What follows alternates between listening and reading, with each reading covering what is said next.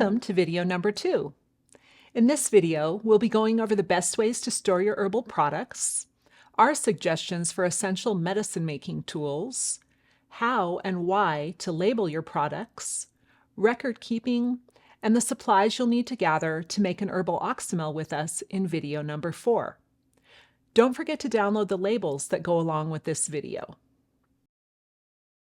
So first we're going to talk about the types of jars, bottles, and containers that we like to use. These will be different depending on if you're storing bulk materials, making a remedy, or storing a finished product. Typically, we like glass, stainless steel, and glazed ceramic for our containers. We try to minimize plastic and aluminum when possible. For storing bulk herbs, many might come in a food-grade plastic bag, and that can be fine.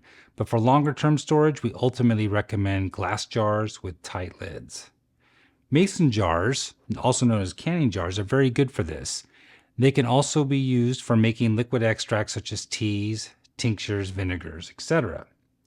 The standard metal lids with the liner that come with canning jars are fine for most uses. But if you're making certain liquid extracts such as vinegars and tinctures, we suggest a different solution.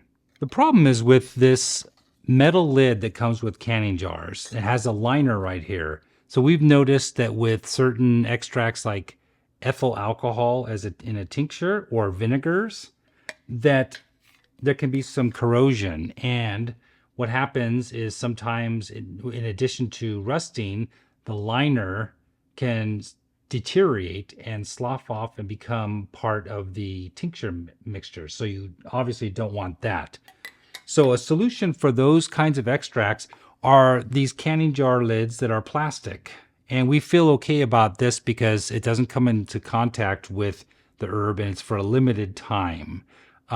We prefer the dark ones. These are kind of new and they have a much tighter seal for evaporation or spillage.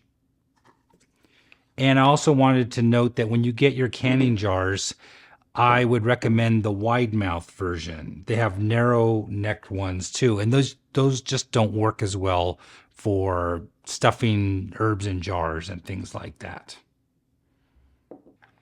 If you don't have plastic lids like this, and this is all you got, one thing you can try is putting parchment paper over the top and then screwing the lid on. So it'll help with anything if the liner comes loose or sloughs off, it won't become part of the tincture. So if an herb is soaking in a liquid or solvent, that's usually called an infusion or a maceration, and these canning jars can be really good for that. But at the end of that extraction period, you're going to want to pick other jars for storage. And I recommend the Boston Amber round bottles. These help protect from light, which we'll talk about in a little bit, and they have really nice caps to prevent evaporation, and they're quite strong. So the larger bottles usually come with these polyseal caps, and they are available in different colors if that's what you like, or if you want to maybe color code your organization. They also come in other jars for lotions and things like that. What you're probably really familiar with is these bottles for dispensing for taking as dosage, and they come with these glass pipettes or droppers, and the common sizes are 1, 2, and 4 ounce sizes. Because many plants can oxidize and lose potency when they're ground up and stored, we generally recommend keeping herbs in a more whole form rather than cut fine or in a powder. Think about the analogy of coffee being stored whole and ground just before the alchemy of making the perfect cup. Leaves and flowers are generally more fragile and tend to have a shorter shelf life than most roots and barks. When we think about storing products to preserve their potency, the enemy is heat and light, as well as exposure to air. Temperature swings are pretty hard on herbal remedies, and one of the worst things you can do is leave a product in your car in the hot summer. Ideally, you want to keep herbs and remedies in glass containers with tight fitting lids in a dark, cool cabinet. Though if that's not feasible, if you have a lot of herbs, simply storing the bags they came in brown paper bags and then maybe in a bin is a good way to go, and we have to do that sometimes. As far as preparations go, teas generally aren't stored and should be used within a day. Same with any water-based remedy like neti pots or eye washes. There are limited times where you can preserve a water extract, and we do talk about that more in our programs. Other preparations have different levels of stability for long-term storage. Alcohol-based tinctures are among the best for longevity. Now I want to talk about a few pharmacy or medicine making tools that I feel are important. First and foremost is a hand pruner.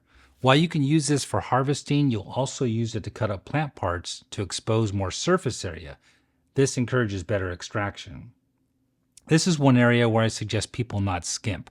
Buying a super cheap pruner that doesn't fit your hand well is a recipe for carpal tunnel syndrome. You'll likely use this tool quite frequently, and it'll become an extension of your hand once you get used to it. There are many high-quality pruners with different feel and fit. I prefer the Felco brand. They are more expensive than some, but they last a long time, and you can get replacement parts. They're completely rebuildable. I have 2 pair that have seen over 30 years of hard use, and I would call hand pruners an essential tool for the herbalist. A hand pruner will only go so far, though, for properly cutting up plant material, so you'll likely want some kind of grinder or blender. For light-duty work, a coffee grinder can be used. I like this one because it has a stainless steel receptacle that is removable for cleaning. For harder roots and more difficult plant material, you might want a more stout blender, or maybe even a commercial blender like this Vitamix. Another option when you're making liquid extracts is what's called an immersion blender. And this is really nice because it will churn the liquid and really mix things in well. So really good for tinctures, probably oils, lotions, things like that. But just be aware that, like a coffee grinder, this blade is not super stout. So you want to limit it to softer plant parts. Another nice but not essential item for making tea is a French press, also called a bodum.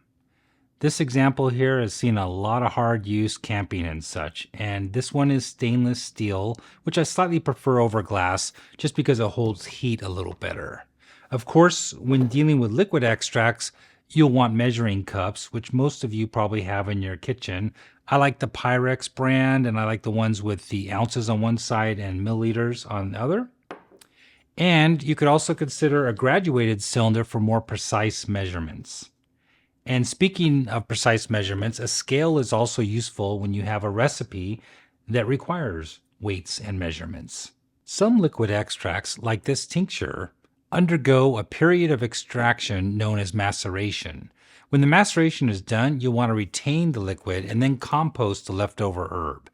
To press out the liquid, something like a ricer, also known as a potato ricer, or even better, an herb press can come in really handy.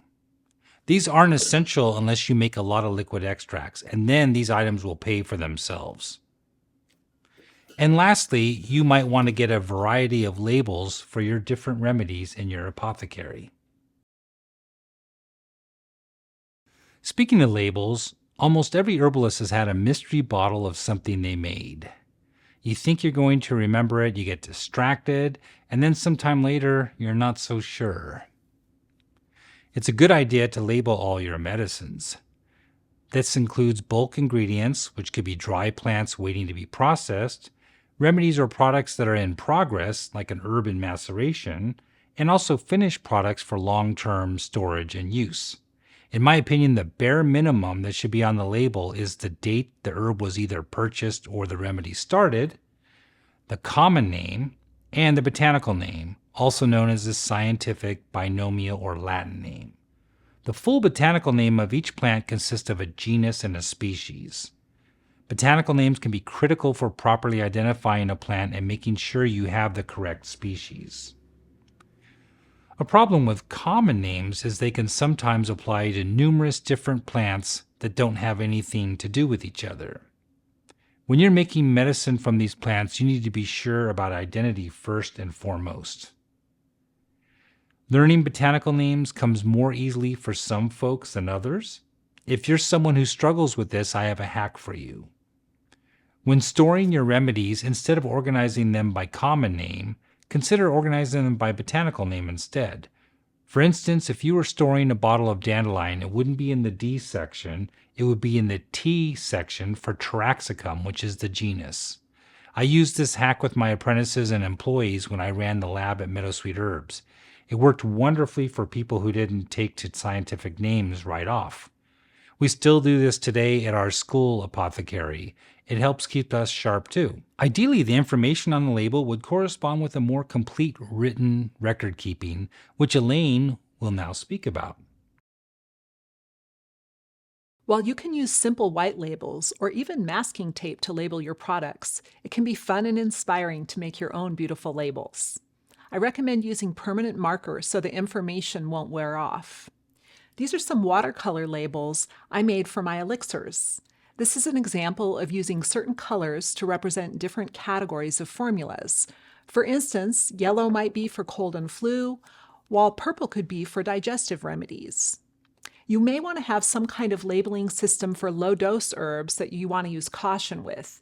We use an orange sticker that says low dose on our tincture formulas. You can also use our downloadable labels mentioned at the beginning of this class. For record keeping, I highly recommend a blank page notebook. This can be used to keep track of all the herbal products you make. I like my notebooks to be beautiful and inspiring. When you write a recipe down, this is what I recommend tracking.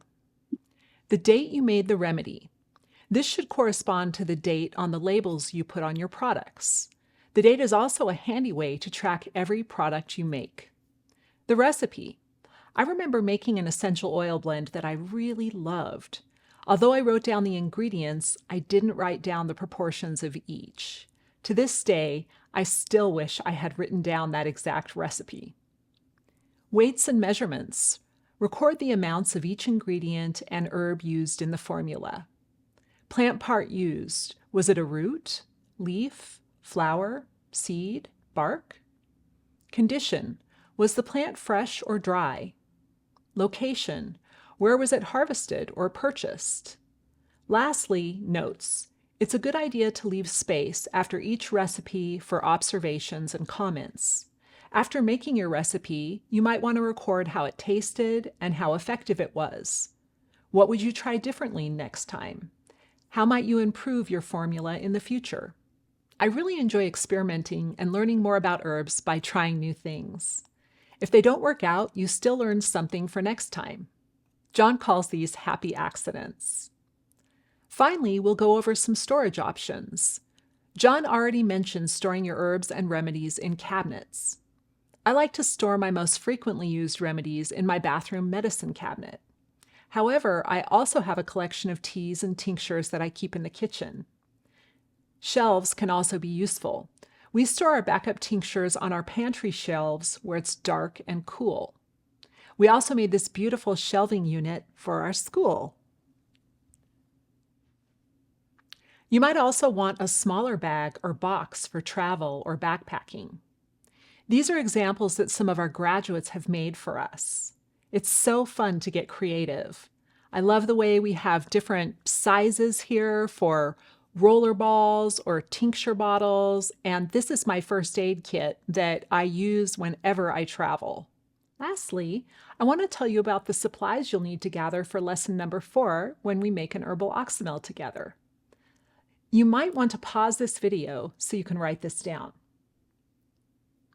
The recipe is as follows: 1 1/4 cup dried rose petals, 1 cup dried hibiscus, 1 1/2 cups honey, raw and local is best, 1 1/2 cups apple cider vinegar, I recommend organic and raw, a quart canning jar, a plastic lid, or if you use a metal lid, consider using a wax paper barrier to protect the lid from interacting with the vinegar, a spoon, label, and a measuring cup. So today we went over the best ways to store your herbal products, essential medicine making tools, how and why to label your products, record keeping, and the supplies you'll need to gather to make your herbal oxymel.